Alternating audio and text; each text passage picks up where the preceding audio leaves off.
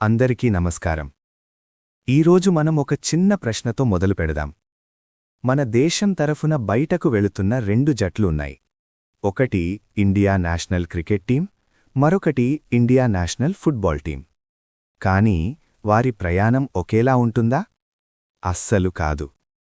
Cricket జట్టు ఎయిర్పోర్ట్కు వెళ్తే media ఫ్లాష్లు, కెమెరాలు, అభిమానుల కేకలు ఒక సెలబ్రిటీ ఎంట్రీలా ఉంటుంది.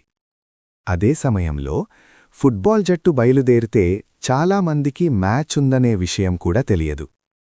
లుక్, ఇది కేవలం రెండు ఆటల మధ్య తేడా కాదు. ఇది మన మనస్తత్వం గురించి.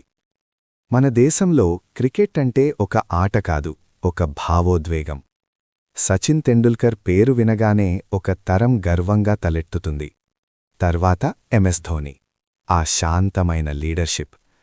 ఇప్పుడు విరాట్ కోహ్లీ, ఆ ఆగ్రహం, ఆ passion. Now here's the cool part. Indian premier league వచ్చాక క్రికెట్ ఒక ఎంటర్టైన్మెంట్ ఇండస్ట్రీ అయిపోయింది. సినిమా స్టార్స్, భారీ స్పాన్సర్లు, కోట్ల రూపాయల ఒప్పందాలు. డబ్బుంది, గ్లామరుంది, విజయముంది. అందుకే అటెన్షన్ కూడా ఉంది. Check this out. ప్రపంచంలో అత్యంత పాపులర్ గేమ్ ఏది? ఫుట్బాల్. FIFA world cup. ప్రపంచం మొత్తం ఆగి చూస్తుంది. కాని భారత జట్టు ఆ స్టేజ్పై లేదు. అందుకే మన దృష్టి కూడా అక్కడికి వెళ్లదు. ఇక్కడ ఒక సైకాలజీ ఉంది, చాలా సింపుల్. మనిషి సాధారణంగా గెలిచేవాళ్లవైపు ఆకర్షితుడవుతాడు. దాన్ని సింపుల్గా చెప్పాలంటే విజయమున్న చోటే మనం చేరుతాం. మన ఫుట్బాల్ జట్టులో టాలెంట్ లేదా? ఖచ్చితంగా ఉంది. సునీల్ ఛేత్రీలాంటి ఆటగాడు అంతర్జాతీయంగా ఎన్నో గోల్స్ చేశాడు. కాని ఆయనకు మనమిచ్చే గుర్తింపు అదే స్థాయిలో ఉందా? అక్కడే తేడా. మన సమాజం ఏది ఎక్కువగా చూపిస్తే అదే పెద్దదిగా మారుతుంది. మీడియా దృష్టి ఎక్కడుంటే డబ్బు అక్కడికి వెళ్తుంది. డబ్బు ఎక్కడుంటే మౌలిక సదుపాయాలు అక్కడే పెరుగుతాయి. ఇది ఒక చైన్ రియాక్షన్. చరిత్ర కూడా ఒక కారణం. బ్రిటిష్ కాలం నుంచి క్రికెట్ బలంగా పెరిగింది. అది ఎలీట్ గేమ్గా మొదలై తర్వాత మాస్ గేమ్ అయింది. కానీ ఫుట్బాల్? సిస్టమాటిక్ సపోర్ట్ తక్కువ, గ్రౌండ్స్ తక్కువ, అకాడమీలు తక్కువ. లుక్, నేను క్రికెట్ను విమర్శించడం లేదు. క్రికెట్ మన గర్వం. కానీ ప్రశ్న ఇది: మన దేశాన్ని ప్రాతినిధ్యం వహించే ఇతర ఆటలకు కూడా అదే గౌరవమిస్తున్నామా? మన పిల్లలకి చిన్నప్పట్నుంచి బ్యాట్ ఇస్తాం, బాగానే ఉంది.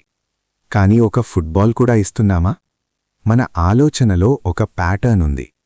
ప్రపంచంలో టాప్లో ఉన్నదే గొప్పది అని. అందుకే యూరప్ లీగ్స్ చూస్తాం.